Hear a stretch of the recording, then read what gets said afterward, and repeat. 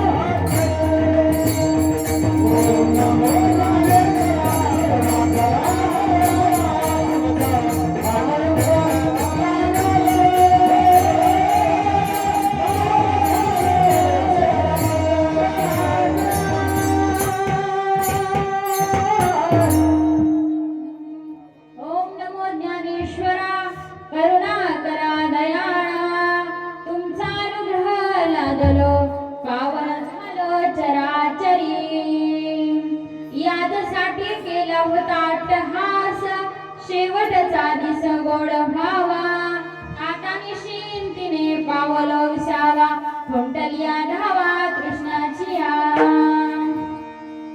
प्रस्तुत प्राप्त प्रसंगी प्राप्त स्थळी कीर्तन रूपी सेवेकरिता निवडलेला अभंग महान भगवत भक्त संत सम्राट जगदवंदनीय महाराष्ट्र भूषण पांडुरंग परमात्म्याचे लाडके भक्त श्रीमंत श्री संत जगदवंदनीय जगद्गुरु तुकाराम महाराज यांच्या 4 चरणांचा आणि सर्वांच्या पाठांतरातील निवडलेला असून या अभंगामध्ये जगद्गुरु तुकोबाराय परमार्थाच्या क्षेत्रामध्ये प्राप्त झालेल्या सफलतेचं फल सांगतात.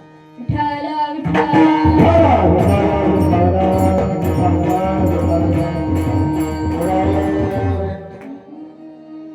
ना अभंगावर बोलण्यापूर्वी अल्पसा परिहार द्यायचा तो असा. आज काय आहे सगळ्यांना माहिती पण सांगणं माझं कर्तव्य.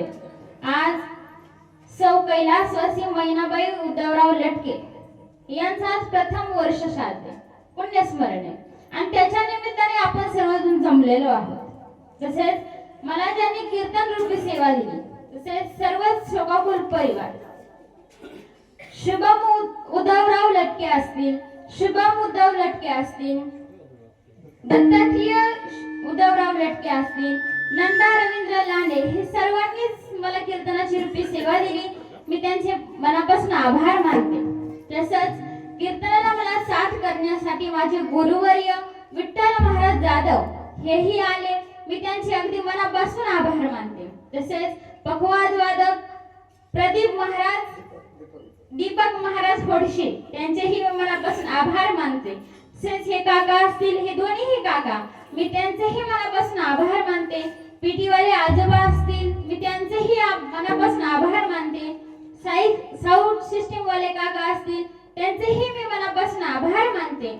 आणि तुम्ही कीर्तन ऐकण्यासाठी आलात तुमचेही मी मनापासून आभार मानते आणि कीर्तनाला सुरुवात करते. विठ्ठल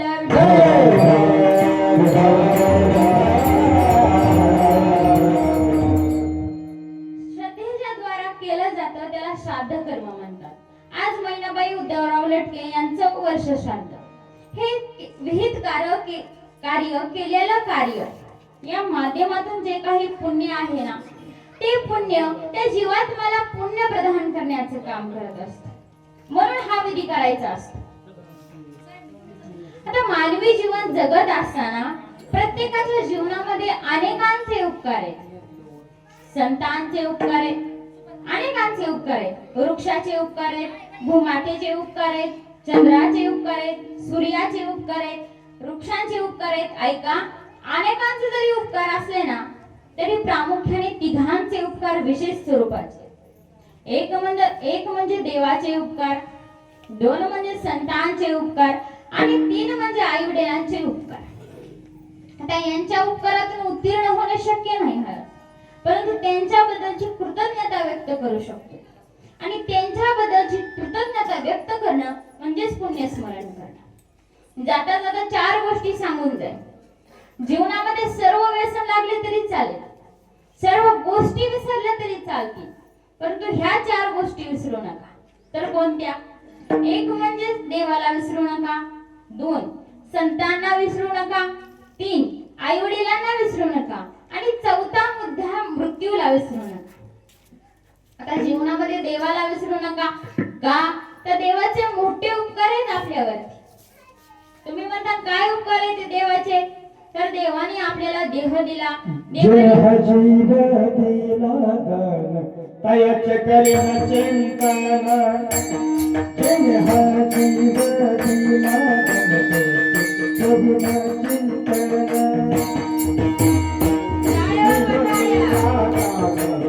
करीन चिंतन जिने हा जीव दिला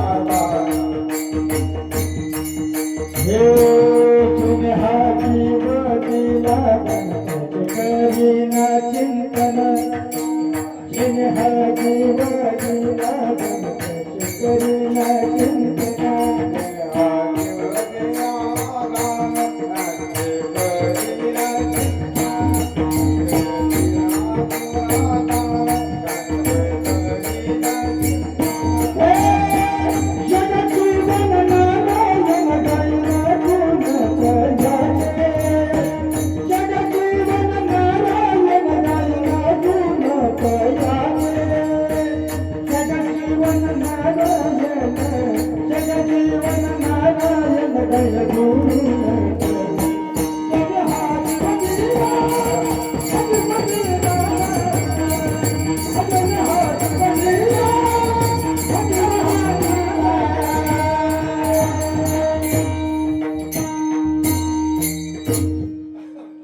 देवाने देह दिला, देवाने इंद्रिय दिलं, देवाने जीवन दिलं. एक एक सांगते लक्षात ठेवा. देवाने देह दिला, देवे दिला देह भजन गोमटा तोया झाला फाटा बालिकेचा. देवाने देह दिला, एक देवाने इंद्रिय दिले, दिले हात पाय कान, दिले इंद्रिय हात पाय कान, डोळे मुख बोलाया वचन, जिने तू करती नारायण, नको तुला मन भजन. इंद्रिय हात पाय कान, डोळे मुख बोलाया वचन, जिने तू करती नारायण, नको तुला मन भजन.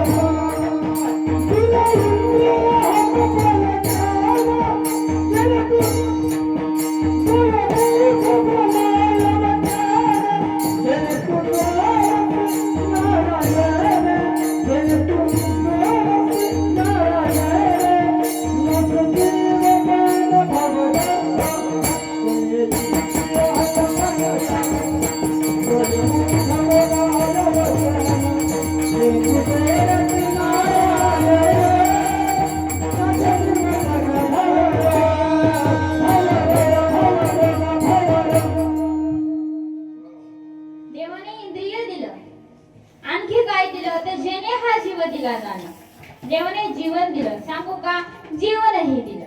जो प्रत्येक क्षणी आपल्याला देत राहतो त्याचं नाव आहे देव. तर देव नावाचा अर्थ काय?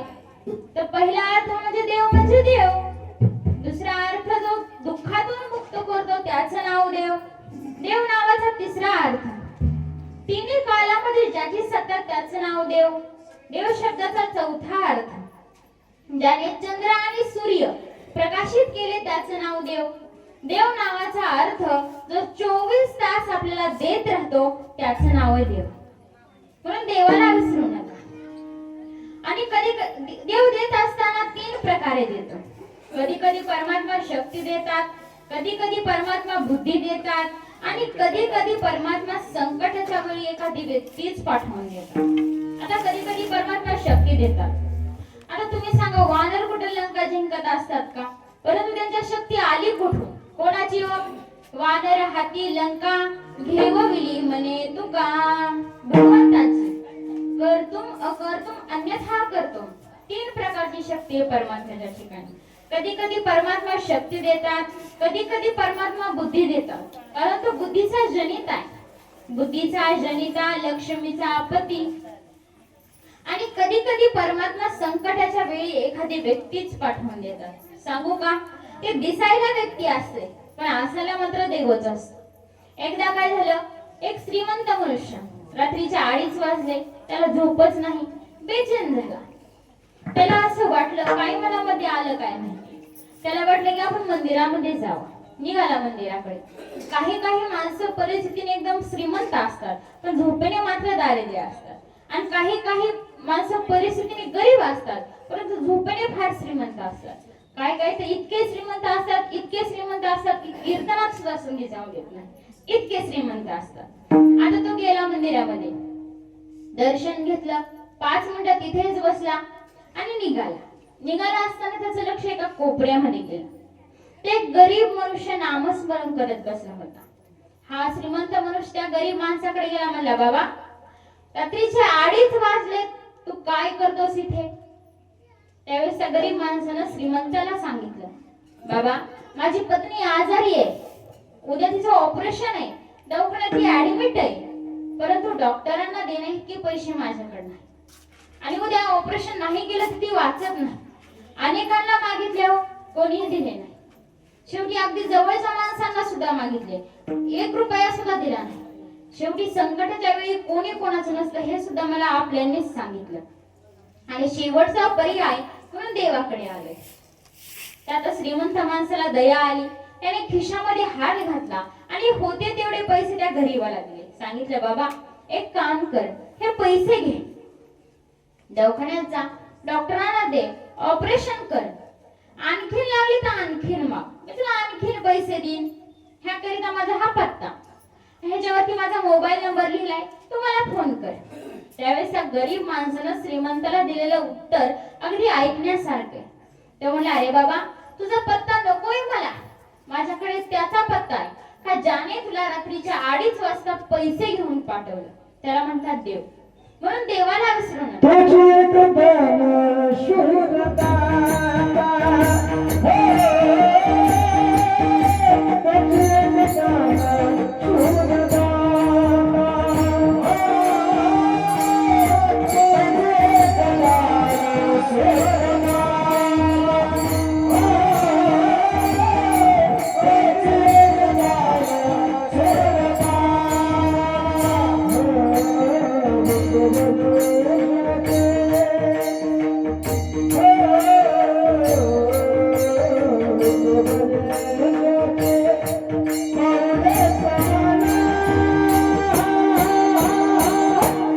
तुझी एक धन शूरदाता,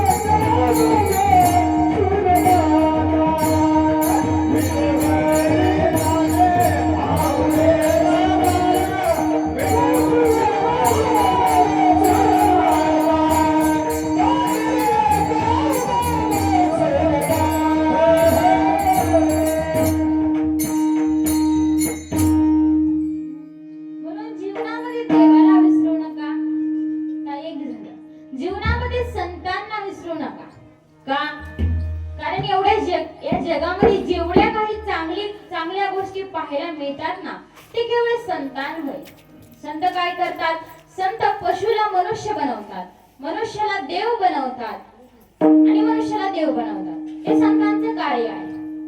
संत काय करतात? आपल्याला कायम जागृत ठेवतात. काय सांगू आता संतांचे उपकार.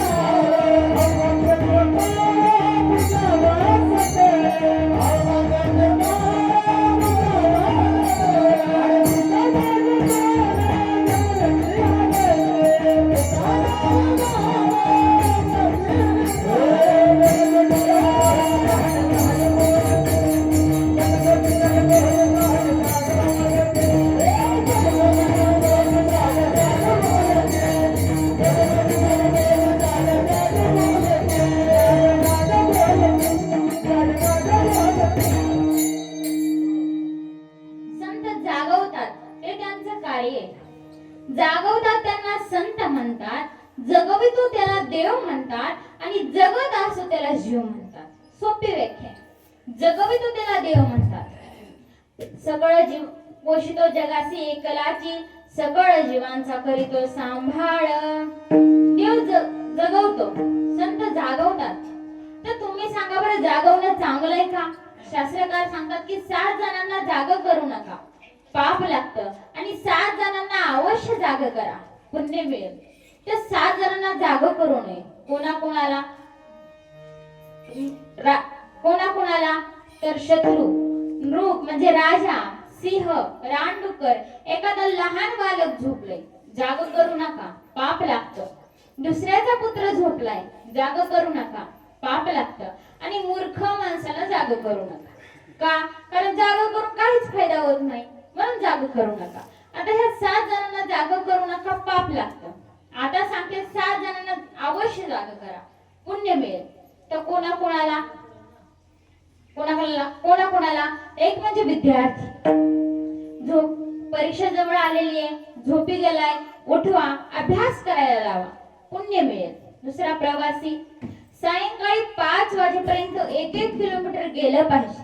नाही गेलं तर मध्यंतरी जंगल आहे, अडचणीचा रस्ता आहे, वाघ आहेत, सिंह आहेत आणि प्रवासी रस्त्यामध्ये झोपी गेलाय, त्याला उठवा, पुण्य मिळेल. भूक लागलेली आहे पण न जेवता झोपी गेलाय, त्याला उठवा, जेवू घाला, पुण्य मिळेल. एखादा झोपेमध्ये घाबरतोय, त्याला उठवा, पुण्य मिळेल. अंगरक्षक शस्त्रधारी, उठवा, पुण्य मिळेल. किती झाले? 7. आणि इथं बसल्या बसल्या एक सांगते, कीर्तनामध्ये शेजारचा झोपी गेला, त्याला उठवा, पुण्य मिळेल. संत जागवतात. आता जागा रे भाई न जागा. संत जागवतात, ते संतांचं कार्य आहे, म्हणून संतांना विसरू नका. आणि तिसरा मुद्दा, आई वडिलांना विसरू नका. तर का? वारकरी संप्रदायाची बैठकच ही आहे की आई वडिलांची सेवा. तर लाखो लोक पंढरपूरला जातात, आळंदीला जातात. पंढरपूरला गेल्याच्या नंतर पांडुरंगाचं दर्शन घेतात, स्नान करतात, प्रदक्षिणा घालतात. आणि प्रदक्षिणा घालत असताना पुंडलिकायांच्या कळसाकडे बघतात आणि म्हणतात, धन्य पुंडलिका, बहु बरे केले, निदान आणले पंढरी. पुंडलिकराया, तुमच्या भेटीकरिता परमात्मा आले. म्हणले, हो. पुंडलिकाच्या भेटी परब्रह्म आले का? मग त्यासाठी तुम्ही कोणती साधना केली? त्यावेळेस पुंडलिकराया म्हणतात की मी फक्त आई वडिलांची सेवा केली. एवढे श्रेष्ठ आहेत आई वडील, ज्यांच्या चरणामध्ये जगातील सर्व तीर्थ येऊन शिरतात, ते आई वडील.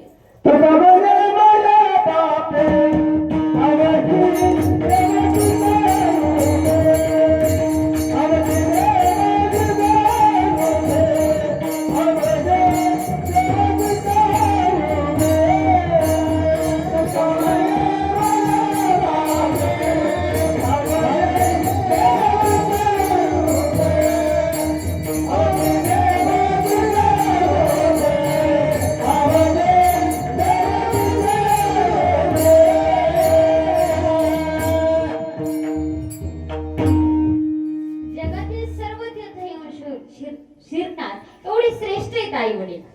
तर जगातील सर्व तीर्थ एकत्र येतात. पहिलं ठिकाण म्हणजे समुद्र आहे, दुसरं ठिकाण म्हणजे पंढरपूर आहे. नुसती चंद्रभागा डोळ्यांनी जरी बघितली ना तरी जगातील सर्व तीर्थ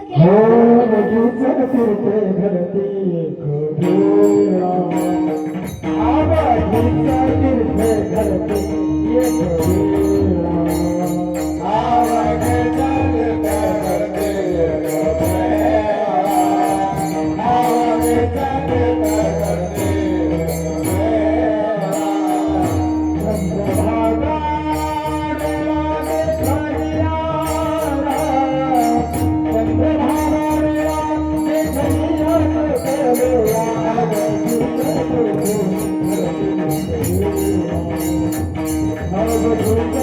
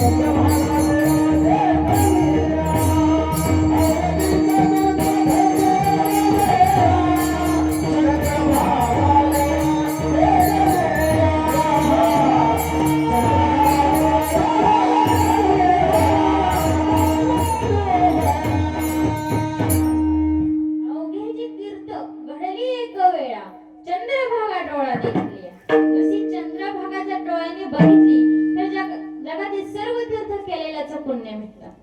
तीर्थ एक महातीर्थ तीर्थ चौथं एक महातीर्थ आहे सकळही तीर्थ निवृत्तीच्या पायी.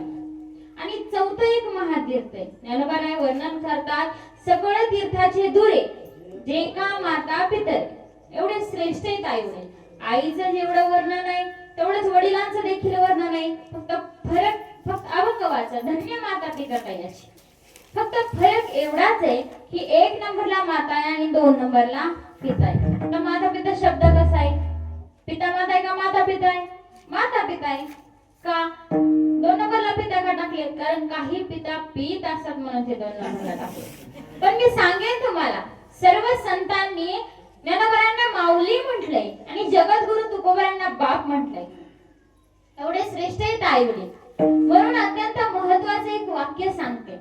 ज्या दिवशी तुमच्या वाईट बोलण्याने आणि वाईट वागण्याने आपल्या आई वडिलांच्या डोळ्यामध्ये अश्रू येतील ना त्या दिवशी तुम्ही केलेला परमार्थ त्यांच्या डोळ्यातून वाहून गेलेला असेल. म्हणून आई वडिलांना दुखवू नका आणि त्यांना विसरू नका. आणि चौथा मुद्दा म्हणजे महत्वाचा मृत्यूला विसरू नका. का? कारण तो आपल्याला विसरत नाही. कुठेही जा तो सोबतच असतो. कोणत्याही ठिकाणी कोणत्याही वेळेस तो सोबत राहतो आणि जेव्हा वाटेल तेव्हा घेऊन जातो. त्याचं नाव आहे मृत्यू. मग कोणीही असू द्या. आता माणसं म्हणतात की माणूस जन्माला येताना काय घेऊन येतो जाताना काय घेऊन जातो. पण मी सांगेन तुम्हाला मनुष्य जन्माला येत असताना आईच्या गर्भामध्ये काही गोष्टी ठरलेल्या आहेत. आयुष्य ठरलेलं आहे, विद्या ठरलेली आहे आणि मृत्यू ठरलेला आहे. तिथे कोणाचा वशिला चालत नाही. तिथे कोणाचा पैसा चालत नाही. ते खातं म्हणजे यमाचं खाते. त्या वशिला चालत नाही कोणाचा. मग ते कोणीही असू द्या. वृक्षाच्या पान ज्याच्या सत्तेने हलतं ना तो परमात्मा ज्यांच्या वृक्षाचे हे पान सारे जहान वृक्षाचे हे पान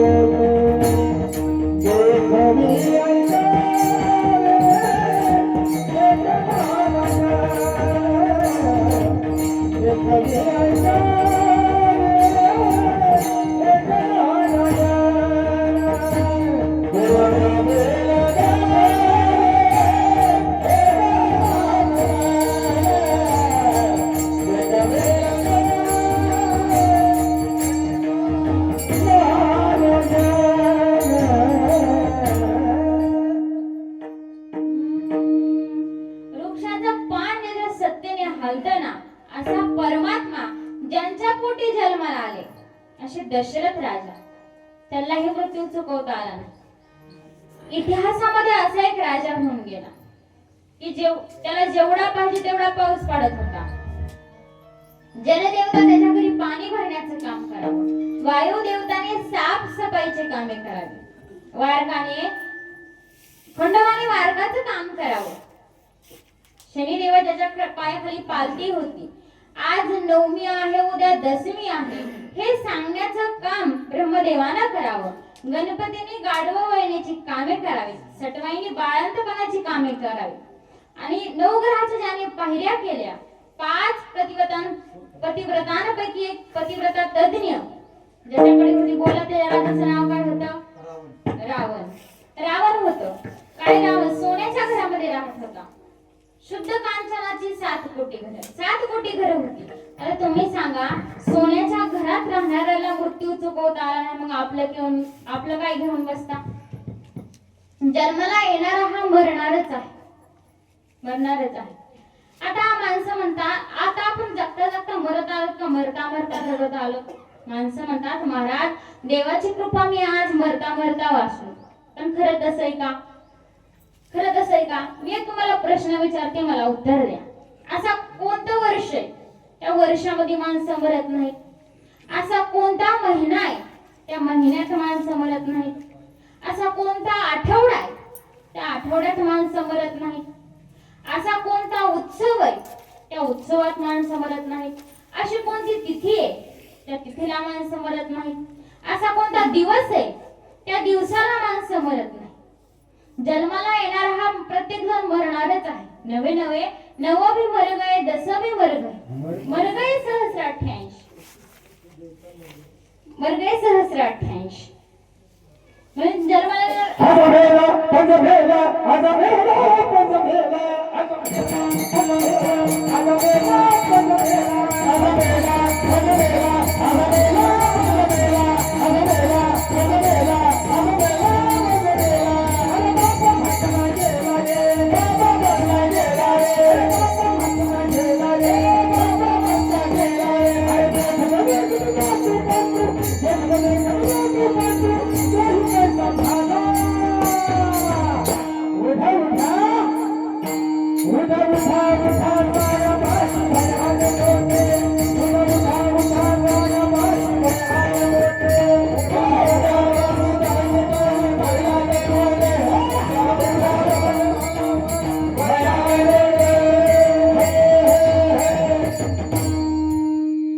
जन्माला येणारा हा सर्व सर्व मरणारच आहे.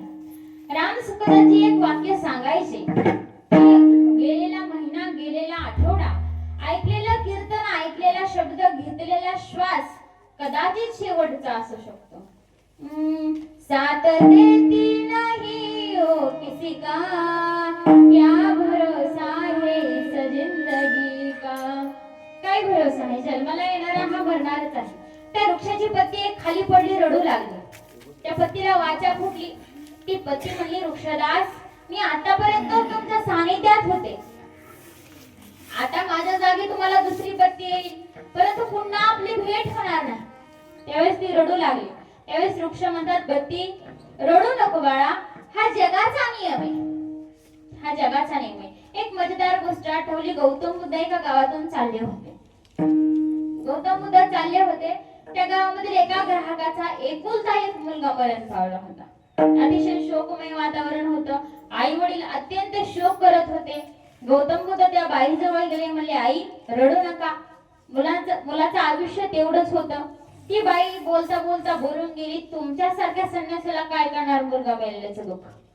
त्यावेळेस गौतम बुद्ध म्हणाले, बाई मी तुझ्या मुलाला जिवंत करतो, पण मला तू काय कर, पावशेर धान्य दे. म्हणले कुठलं पाहिजे? म्हणले ज्वारी आहे. म्हणले बाजरी दे. म्हणले ज्वारी आहे, गहू आहेत, तांदूळ आहेत.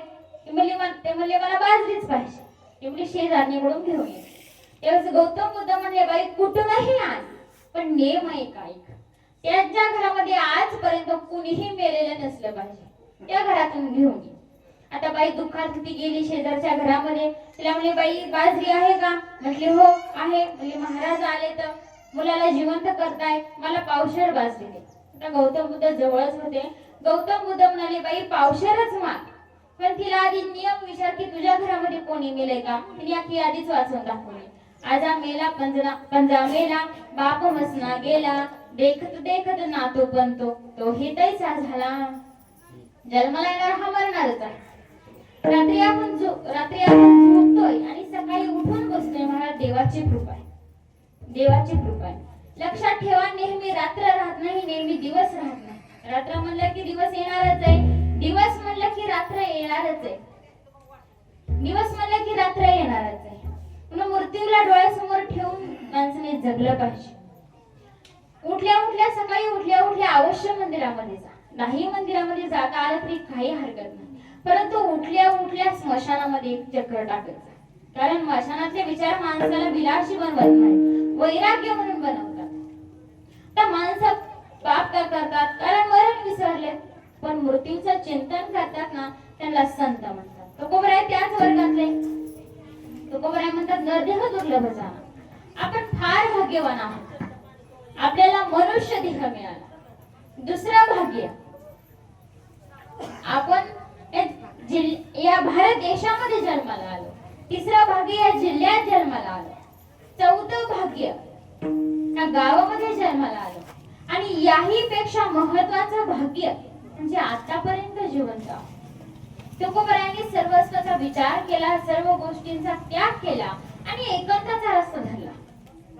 तुकोबराय एकांतामध्ये नामस्मरण करण्यासाठी भंडारे रामचंद्र डोंगरावरती जायचे. वृक्षवल्ली आंबा सोयरे वनचरे, डोंगरावरती जायचे, नामस्मरण करायचे. त्यावेळेस लोकांनी विचारलं, तुकोबराय तुम्ही देहूचे उत्कृष्ट श्रीमंत आहात. तुकोबराय देहूचे उत्कृष्ट व्यापारी होते. तुकोबरायांनी सर्वस्वाचा त्याग केला आणि एकांताचा रस्ता धरला. त्यावेळेस विचारलं, तुकोबराय तुम्ही एकांताचा रस्ता का धरला? तर तुकाराम महाराज म्हणले, यादसाठी वनांतरा जातो सांडोणी या घरा. यादसाठी म्हणजे कशासाठी? तेच अभंगाचं प्रथम.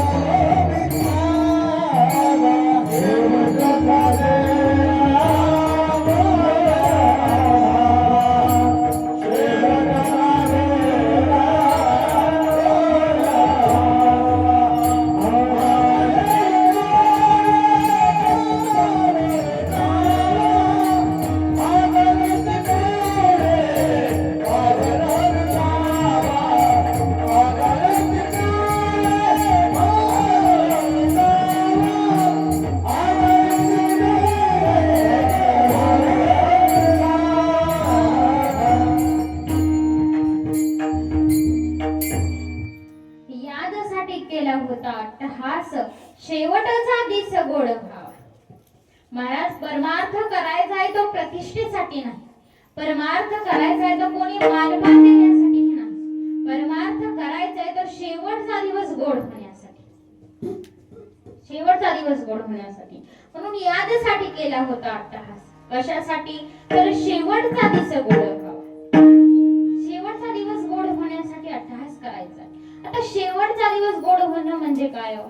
तर भगवंताचं नामचिंतन करत करत देहाचा त्याग होणं म्हणजे शेवटचा दिवस गोड होणं, म्हणजे शेवटचा दिवस गोड होणं.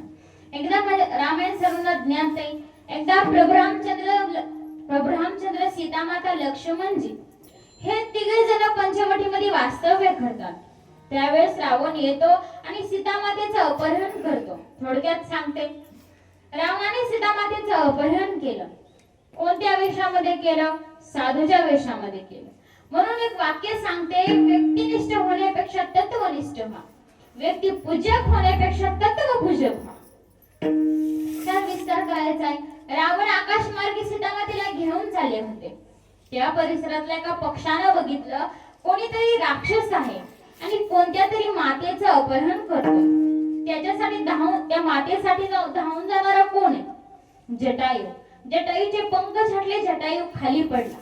त्याची एक मार्मिकता सांगायची, जो कोणी मातेच्या रक्षणाकरिता जातो ना, त्याला देवाकडे जाण्याची गरज नाही, स्वतः देव त्याच्यापर्यंत येतात. प्रभू रामचंद्र त्या पक्षापर्यंत, जटायू पर्यंत आले. जटायूचं भजन चालू आहे. श्रीराम जय जय राम, श्रीराम जय जय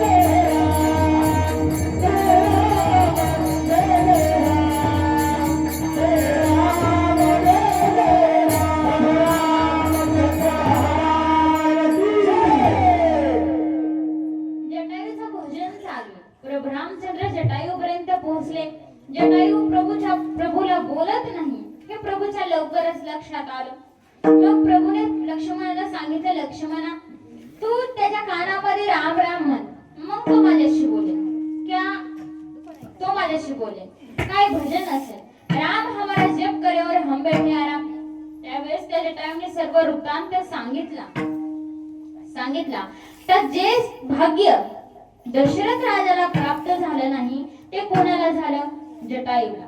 जटायूला पाणी कोणी दिलं? जगाच्या मालकाने. जटायूचा अंतिम संस्कार कोणी केला?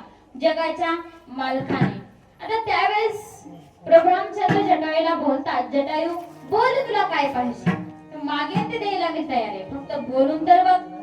त्यावेळेस खरा भगवत भक्त आपल्या जीवनामध्ये दुसरं काही मागत नसतो, फक्त एवढंच मागतो की तुझा विसर न व्हावा. रामायणातलाच एक दुसरा प्रसंग आहे. प्रभू रामचंद्र सीतामाता लक्ष्मणजी गंगेपर्यंत पोहोचतात. गंगेच्या पलीकडे जायचंय. नावडी आहे का, नाव आहे का पाहतात. नाव दिसली, नावाडी दिसला. त्या नावाड्यापर्यंत गेले. सांगितलं आम्हाला वर तीराला पोहोच. त्यावेळेस नावाडी म्हणला तुमचा परिचय सांगा. त्यावेळेस लक्ष्मण म्हणले की दशरथ नंदन श्रीराम. म्हणजे ते राम हेच का? म्हणजे कुठले? रामाचा पद लागता जळशिळा झालीत वर कामी. मी असं ऐकलंय की यांचा स्पर्श त्या एका दगडाला लागला आणि त्यातून एक स्त्रीच तयार झाली. म्हणजे या रामाचा मी मुळीच बसवणार नाही. म्हटले का? म्हणजे जसं यांचा पायाचा स्पर्श दगडाला लागला त्यातून स्त्री तयार झाली, तशी माझ्या नावेला स्पर्श झाला त्यातून एखादी स्त्री तयार झाली. म्हणजे मी काय करू? घरचीच सांभाळून कंटाळा आलाय, दुसरी कुठे ठेवू? मी अजिबात बसवणार नाही. पुष्कळ विनंती केली म्हणा. आता घरी गेले. तो नावाडी घरी गेला. आईला म्हटलं, आई, दशरथ नंदन श्रीराम आले, नावेद बसवण्यासाठी विनंती करतायत, काय करू? त्यावेळेस आईने सांगितलं, बाळा, हे सर्व जगत ज्याच्या पुढे हात पसरतय ना, तो परमात्मा तुझ्याकडे हात पसरतोय. नावे तर बसवच, परंतु अशी संधी पुन्हा येणार नाही. त्यांच्या आधी पाय धु आणि मग नावेद बसव. आता अशा महापुरुषांची सेवा काही साधकांच्या संगतीला लागली ना, तर काही जण हातपाय धुतात आणि काही नुसतं हातपाय धुण्याच्या मागे लागलेले असतात. तसंच त्या केवटाने मात्र पाय धुतले. कसे धुतले? तर काटवटीने धुतले. पाय धुतले, वर तीराला पोहोचवलं. लक्ष्मणजी सीतामाता नावेतून खाली उतरले. प्रभू रामचंद्राने सीतामातेकडे बघितलं. सीतामातेने प्रभूच्या मनातला भाव ओळखला आणि हातामध्ये सोन्याची अंगठी काढली आणि प्रभूंच्या हातामध्ये दिली. प्रभू केवटाला देऊ लागले. केवटाने सांगितलं, प्रभू, असं काय देऊ नका मला. म्हटले, का? म्हणजे आपण दोघांचा धंदा सारखाच आहे. म्हणले, मी सामान्याला वर तीराला पोहोचवतो आणि तुम्ही भवसागरातून वर तीराला पोहोचवता. असलं काही देऊ नका. तुम्हाला द्यायचं नसेल तर एकच काम करा. ज्यावेळेस हा माझा दिघ सुटेल ना, त्यावेळेस भवसागरातून मला नेण्याचं काम करा. आता असा क्षण प्राप्त होणं म्हणजे शेवटचा दिवस गोड होणं. त्यावेळेस तुकोबरायांना विचारलं, तुकोबराय, तुम्ही अट्टहास केला, मग तुमचा शेवटचा दिवस गोड झाला का? तुकाराम महाराज म्हणले, शेवट तो माझा भला बहु गोड झाला. तुकाराम महाराज म्हटले, माझा शेवटचा दिवस गोड झाला, गोड झाला. तुकाराम महाराज, विठ्ठल विठ्ठल.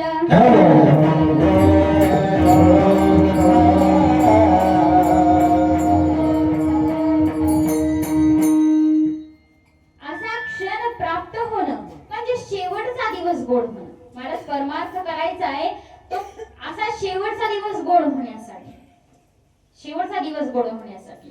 तर तारुण्य एक निसर्गाने दिलेली एक देणगी आहे. ते रस्त्यावर काम करणाऱ्या माणसाचं सुद्धा व्यवस्थित जातं, आनंदी जातं, यात काही विशेष नाही.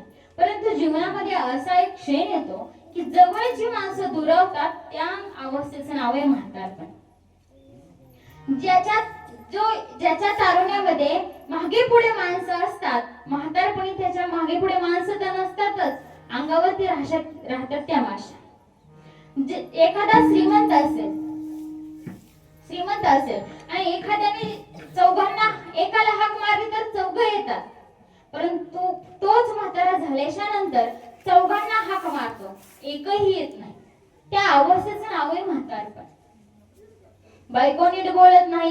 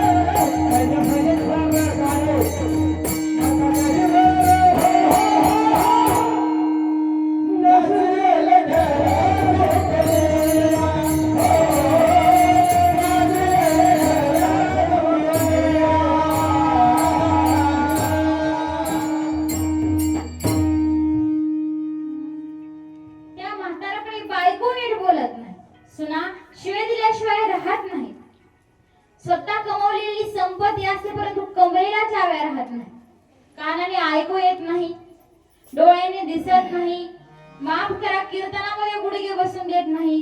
त्या अवस्थेचं नाव काय? तर म्हातारपण.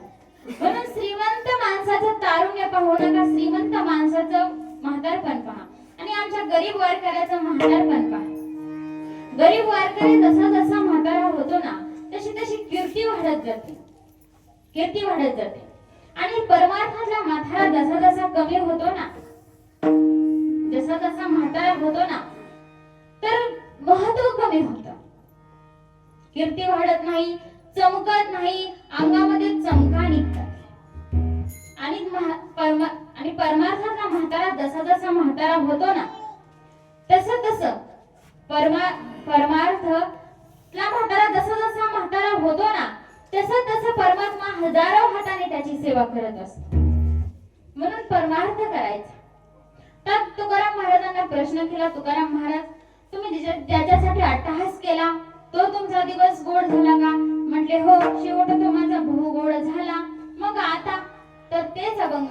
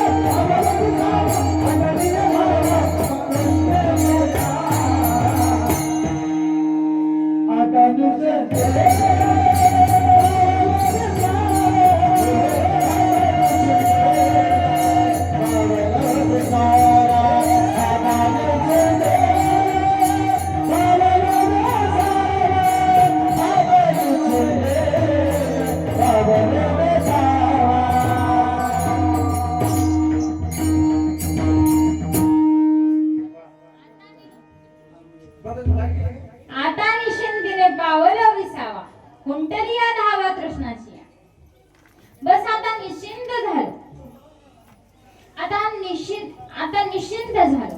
आता हा शब्द वर्तमान काळ दर्शवतो, परंतु ज्ञानेश्वरीमध्ये ज्ञानोबराने आता हा शब्द अत्यंत महत्वाची गोष्ट सांगताना वापरला.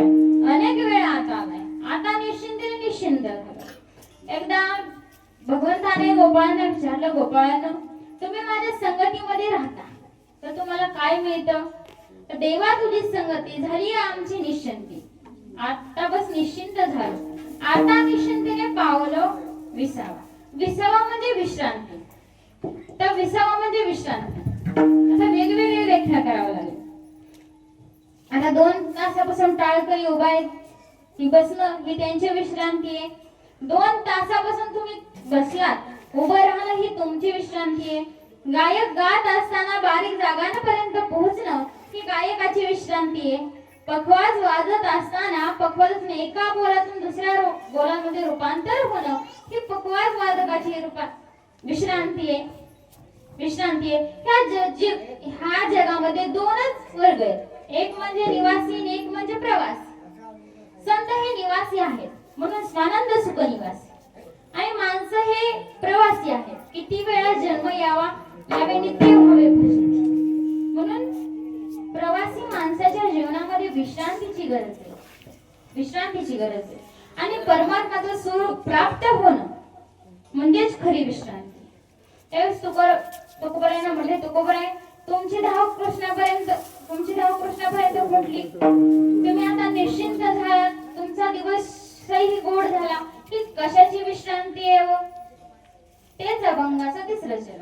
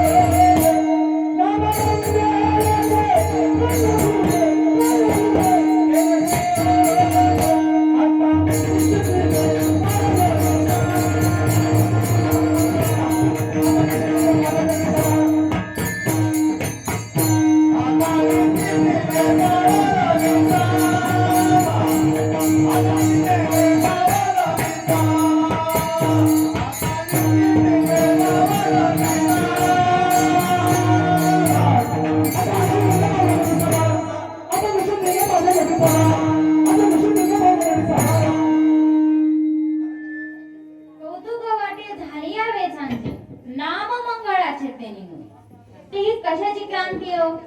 तर तुकाराम महाराज म्हणतात की हे नामस्मरणाची क्रांती आहे. मी सदा देवाचं नामस्मरण केलं. ज्या तुकोबांनी ज्या देवाचं नामस्मरण केलंय, सर्वांनी एकदा ते नामस्मरण करायचे. सर्वांनी वरती हात घ्यायचा, हाताने टाळी वाजवायची आणि मुखाने नामस्मरण करायचे. हात वरती करा सर्वांनी, फुलं खाली ठेवा. 2 मिनिटं हात वरती करा. केले का हात वरती? आणि तोंडाने नामस्मरण करायचे आणि टाळी सर्वांनी वाजवायची.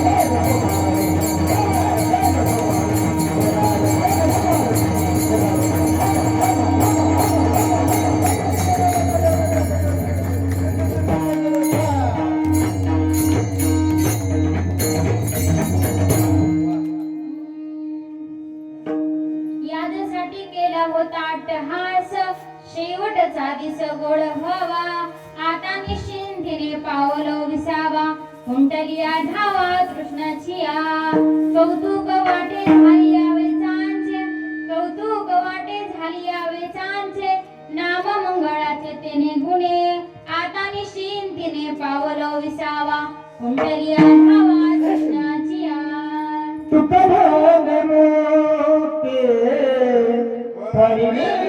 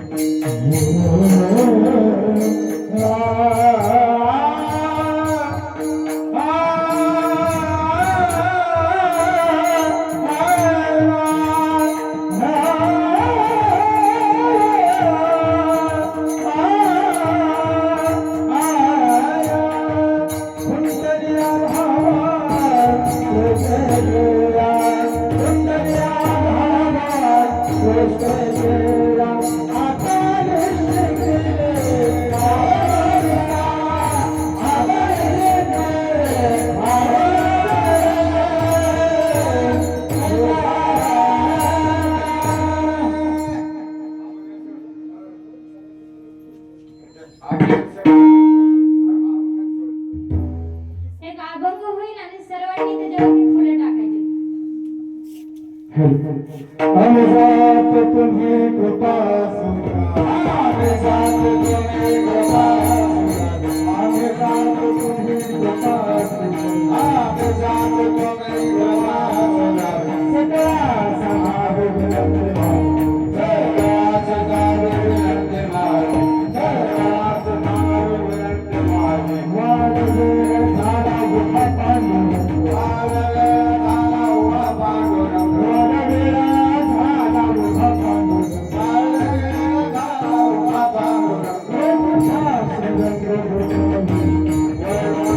वैकुंठा श्रीरंग वैकुंठा श्रीरंग